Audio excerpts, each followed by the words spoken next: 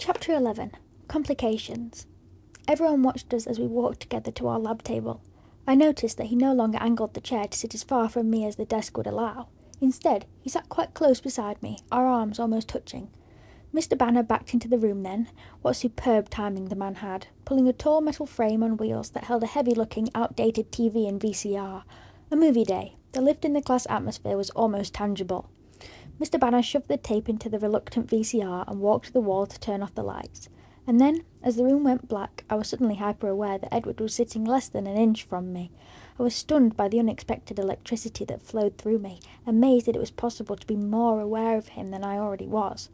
A crazy impulse to reach over and touch him, to stroke his perfect face just once in the darkness, nearly overwhelmed me.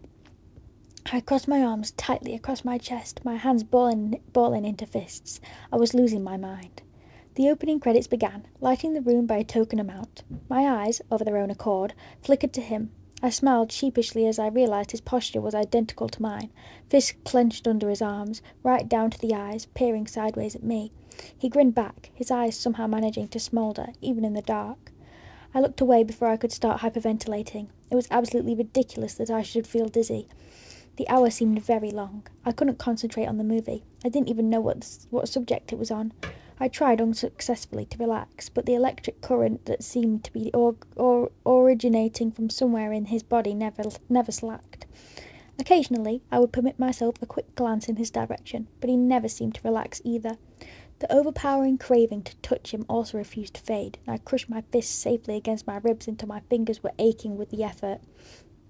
I breathed a sigh of relief when Mr. Banner flicked the lights back on at the end of class, and stretched my arms out in front of me, flexing my stiff fingers.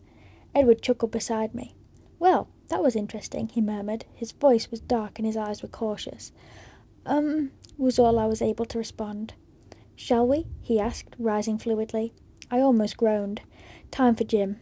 I stood with care, worried my balance might have been affected by the strange new intensity between us. He walked me to my next class in silence and paused at the door. I turned to say goodbye. His face startled me. His expression was torn, almost pained, and so fiercely beautiful that the ache to touch him flared as strong as before. My goodbye stuck in my throat. He raised his hand, hesitant, conflict raging in his eyes, and then swiftly brushed the length of my cheekbone with his fingertips. His skin was as icy as ever, but the trail his fingers left on my skin was alarmingly warm, like I'd been burned, but didn't feel the pain of it yet. He turned without a word and strode quickly away from me. I walked into the gym, light-headed and wobbly. I drifted to the locker room, changing in a trance-like state, only vaguely aware that there were other people surrounding me. Reality didn't fully set in until I was handed a racket. It wasn't heavy, yet it felt very unsafe in my hands.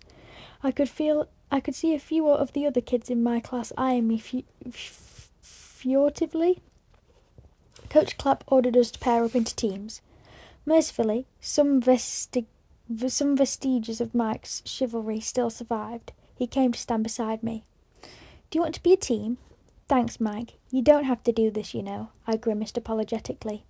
"Don't worry, I'll keep out of your way," he grinned. Sometimes it was so easy to like Mike.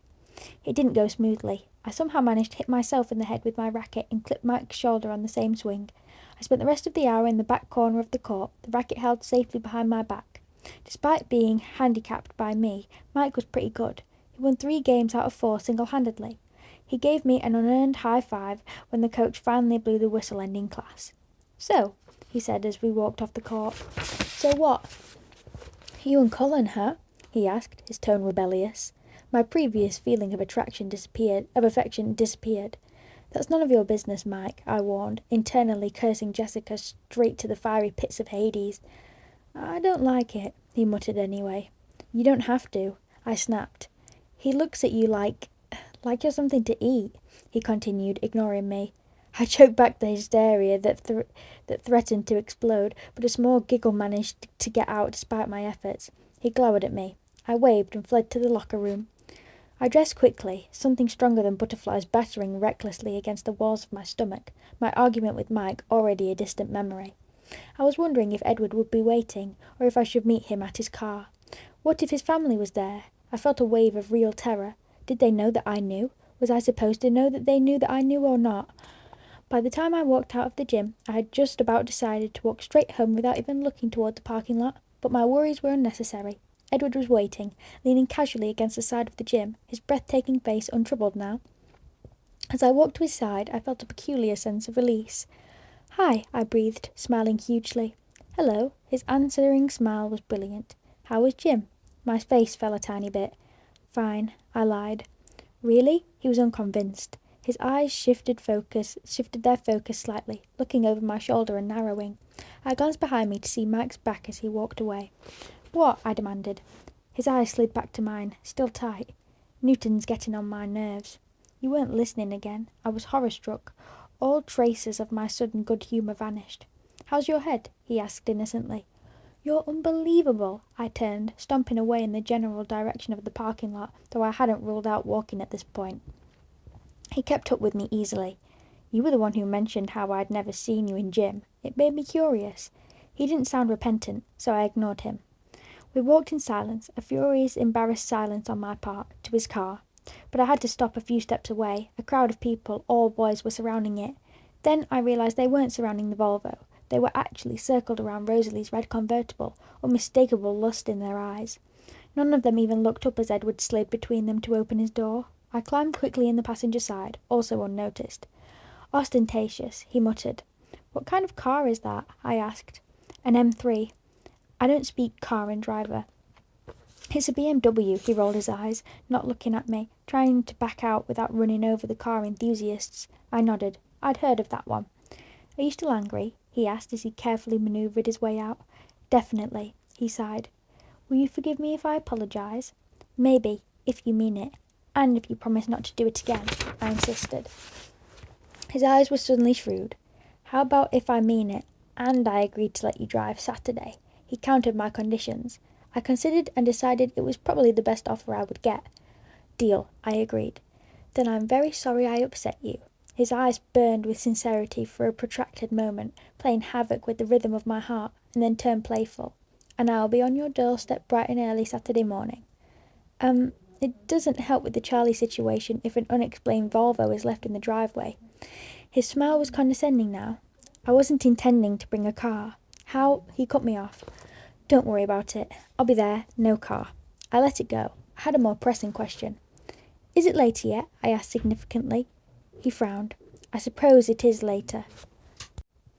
I kept my expression polite as I waited. He stopped the car. I looked up, surprised. Of course we were already at Charlie's house, parked behind the truck. It was easier to ride with him if I only looked when it was over. When I looked back at him, he was staring at me, measuring with his eyes. "And you still want to know why you can't see me hunt?" He seemed solemn, but I thought I saw a trace of humour deep in his eyes. "Well," I clarified, "I was mostly wondering about your reaction." "Did I frighten you?" Yes, there was definitely humour there. "No," I lied. He didn't buy it. "I apologise for scaring you," he persisted with a slight smile, but then all evidence of teasing disappeared. "It was just the very thought of you being there, while we hunted." His jaw tightened. "That would be bad?" He spoke from between clenched teeth. "Extremely." "Because?" He took a deep breath and stared through the windshield at the thick rolling clouds that seemed to press down, almost within reach. "When we hunt," he spoke slowly, unwillingly, "we give ourselves over to our senses, govern less with our minds, especially our sense of smell. If you were anywhere near me when I lost control that way—" He shook his head, still gazing morosely at the heavy clouds. I kept my expression firmly under control, expecting the swift flash of his eyes to judge my reaction that soon followed. My face gave nothing away. But our eyes held, and the silence deepened and changed. Flickers of the electricity I'd felt this afternoon began to charge the atmosphere as he gazed unrelentingly into my eyes. It wasn't until my head started to swim that I realised I wasn't breathing. When I drew in a jagged breath, breaking the stillness, he closed his eyes. "Bella, I think you should go inside now." His low voice was rough, his eyes on the clouds again. I opened the door, and the Arctic draft that burst into the car helped clear my head. Afraid I might stumble in my woozy state, I stepped carefully out of the car and shut the door behind me without looking back. The whir of the automatic window unrolling made me turn. "Oh, Bella," he called after me, his voice more even. He leaned toward the open window with a faint smile on his lips. "Yes? Tomorrow, it's my turn." "Your turn to what?" He smiled wider, flashing his gleaming teeth. "Ask the questions. And then he was gone, the car speeding down the street and disappearing around the corner before I could even collect my thoughts. I smiled as I walked to the house. It was clear he was planning to see me tomorrow, if nothing else. That night, Edward starred in my dreams, as usual. However, the climate of my unconsciousness had changed. It thrilled with the same electricity that had charged the afternoon, and I tossed and turned restlessly, waking often. It was only in the early hours of the morning that I finally sank into an exhausted, dreamless sleep. When I woke, I was still tired, but edgy as well. I pulled on my brown turtleneck and the inescapable jeans, sighing as I daydreamed of spaghetti straps and shorts. Breakfast was the usual quiet event I expected. Charlie fried eggs for himself. I had my bowl of cereal. I wondered if he had forgotten about this Saturday. He answered my unspoken question as he stood up to take his plate to the sink. "About this Saturday," he began, walking across the kitchen and turning on the faucet. I cringed. "Yes, Dad?" "Are you still set on going to Seattle?" he asked.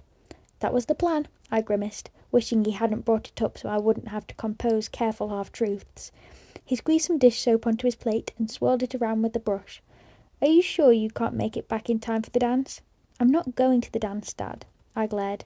"Didn't anyone ask you?" he asked, trying to hide his concern by focusing on rinsing the plate. I sidestepped the minefield. "It's a girl's choice." "Oh," he frowned as he dried his plate. I sympathised with him. It must be a hard thing, to be a father, living in fear that your daughter would meet a boy she liked, but also having to worry if she didn't. How ghastly it would be, I thought, shuddering, if Charlie had even the slightest inkling of exactly what I did like. Charlie left then, with a goodbye wave, and I went upstairs to brush my teeth and gather my books. When I heard the cruiser pull away, I could only wait a few seconds before I had to peek out of my window. The silver car was already there, waiting in Charlie's spot on the driveway. I bounded down the stairs and out the front door, wondering how long the bizarre routine would continue. I never wanted it to end. He waited in the car, not appearing to watch, so I shut the door behind me without bothering to lock the deadbolt. I walked to the car, pausing shyly before opening the door and stepping in. He was smiling, relaxed, and as usual, perfect and beautiful to an excruciating degree. "Good morning." His voice was silky. "How are you today?" His eyes roamed over my face, as if his question was something more than simple courtesy. "Good, thank you." I was always good, much more than good, when I was near him. His gaze lingered on the circles under my eyes. "You look tired." I couldn't sleep, I confessed, automatically swinging my hair around my shoulder to provide some measure of cover. "Neither could I," he teased as he started the engine. I was becoming used to the quiet purr. I was sure the roar of my truck would scare me whenever I got to drive it again. I laughed. "I guess that's right. I suppose I slept just a little bit more than you did." "I'd wager you did." "So, what did you do last night?" I asked. He chuckled. "Not a chance. It's my day to ask questions." "Oh, that's right. What do you want to know?" My forehead creased. I couldn't imagine anything about me that could be in any way interesting to him. "What's your favourite colour?" he asked, his face grave. I rolled my eyes. "It changes from day to day." "What's your favourite colour today?" He was still solemn. "Probably brown." I tended to dress according to my mood. He snorted, dropping his serious expression. "Brown?" he asked sceptically. "Sure, brown is warm. I miss brown. Everything that's supposed to be brown, tree trunks, rocks, dirt, is all covered up with squashy green stuff here," I complained. He seemed fascinated by my little rant. He considered for a moment, staring into my eyes. "You're right," he decided, serious again. "Brown is warm." He reached over swiftly, but somehow still hesitantly, to sweep my hair back behind my shoulder. We were at the school by now. He turned back to me as he pulled into a parking space.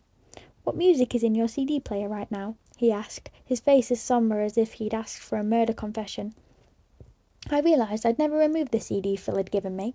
When I said the name of the band, he smiled crookedly, a peculiar expression in his eyes. He flipped open a compartment under his car's CD player, pulled out one of 30 or so CDs that were jammed into the small space, and handed it to me. "Debussy to this?" He raised an eyebrow. It was the same CD. I examined the familiar cover art, keeping my eyes down. It continued like that for the rest of the day, while he walked me to English, when he met me after Spanish. All through the lunch hour he questioned me relentlessly about every insignificant detail of my existence. Movies I'd liked and hated, the few places I'd been and the many places I wanted to go, and books, endlessly books. I couldn't remember the last time I'd talked so much. More often than not, I felt self-conscious, certain I must be boring him, but the absolute absorption of his face and his never-ending stream of questions compelled me to continue.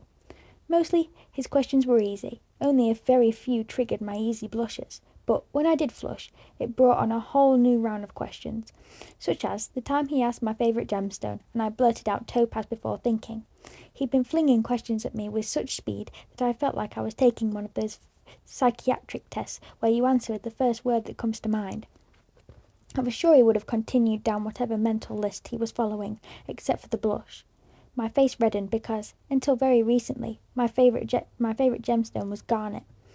It was impossible, while staring back into his topaz eyes, not to remember the reason for the switch, and naturally he wouldn't rest until I'd admitted why I was embarrassed.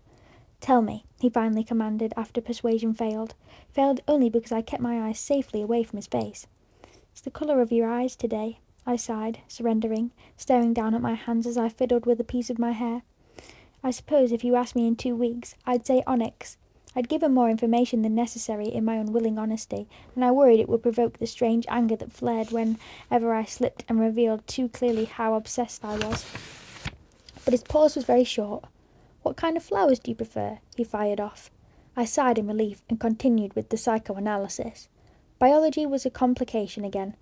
Edward had continued with his quizzing up until Mr. Banner entered the room, dragging the audio-visual frame again. As the teacher approached the light switch, I noticed Edward slide his chair slightly farther away from mine. It didn't help. As soon as the room was dark, there was the same electric spark, the same restless craving to stretch my hand across the short space and touch his cold skin, as yesterday. I leaned forward on the table, resting my chin on my folded arms, my hidden fingers gripping the table's edge as I fought to ignore the irrational longing that unsettled me. I didn't look at him, afraid that if he was looking at me, it would only make my self-control that much harder. I sincerely tried to watch the movie, but at the end of the hour I had no idea what I'd just seen. I sighed in relief again when Mr. Banner turned the lights on, finally glancing at Edward. He was looking at me, his eyes ambivalent. He rose in silence and then stood still, waiting for me. We walked toward the gym in silence, like yesterday, and also like yesterday, he touched my face wordlessly, this time with the back of his cool hand, stroking away from my temple to my jaw before he turned and walked away. Gym passed quickly as I watched Mike's one-man badminton show.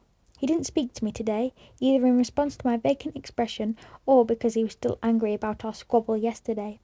Somewhere, in a corner of my mind, I felt bad about that, but I couldn't concentrate on him. I hurried to change afterward, ill at ease, knowing the faster I moved, the sooner I would be with Edward. The pressure made me more clumsy than usual, but eventually I made it out the door, feeling the same release when I saw him standing there, a wide smile automatically spreading across my face. He smiled in reaction before launching into more cross-examination. His questions were different now, though not as easily answered. He wanted to know what I missed about home, insisting on descriptions of anything he wasn't familiar with. We sat in front of Charlie's house for hours, as the sky darkened and rain plummeted around us in a sudden deluge. I tried to describe impossible things like the scent of creosote, bitter, slightly resinous, but still pleasant, the high, keening sound of the cicadas in July, the feathery barrenness of the trees, the very size of the sky, extending white-blue from horizon to horizon, barely interrupted by the low mountains covered with purple volcanic rock. The hardest thing to explain was why it was so beautiful to me, to justify beauty that didn't depend on the sparse, spiny vegetation that often looked half dead, a beauty that had more to do with the exposed shape of the land, with the shallow bowls of valleys between the craggy hills, and the way they held on to the sun. I found myself using my hands as I tried to describe it to him. His quiet, probing questions kept me talking freely, forgetting, in the dim light of the storm, to be embarrassed for monopolizing the conversation. Finally, when I had finished detailing my cluttered room at home, he paused instead of responding with another question. "Are you finished?" I asked in relief. "Not even close, but your father will be home soon." "Charlie!" I suddenly recalled his existence and sighed. I looked out at the rain-darkened sky, but it gave nothing away. "How late is it?" I wondered out loud as I glanced at the clock. I was surprised by the time. Charlie would be driving home now. "It's twilight," Edward murmured, looking at the western horizon, obscured as it was with clouds. His voice was thoughtful, as if his mind were somewhere far away. I stared at him as he gazed unseeingly out the windshield. I was still staring when his eyes suddenly shifted back to mine. "It's the safest time of day for us," he said, answering the unspoken question in my eyes. "The easiest time, but also the saddest, in a way. The end of another day, the return of the night. Darkness is so predictable, don't you think?" He smiled wistfully. "I like the night. Without the dark, we'd never see the stars." I frowned. "Not that you see them here much." He laughed, and the mood abruptly lightened. "Charlie will be here in a few minutes, so unless you want to tell him that you'll be with me Saturday—" He raised one eyebrow. "Thanks, but no thanks." I gathered my books, realizing I was stiff from sitting still so long. "So, is it my turn tomorrow, then?" "Certainly not." His face was teasingly outraged. "I told you I wasn't done, didn't I?" "What more is there?" "You'll find out tomorrow." He reached across to open the door for me, and his sudden proximity sent my heart into frenzied palpitations. But his hand froze on the handle. "Not good," he muttered. "What is it?" I was surprised to see that his jaw was clenched, but his eyes disturbed.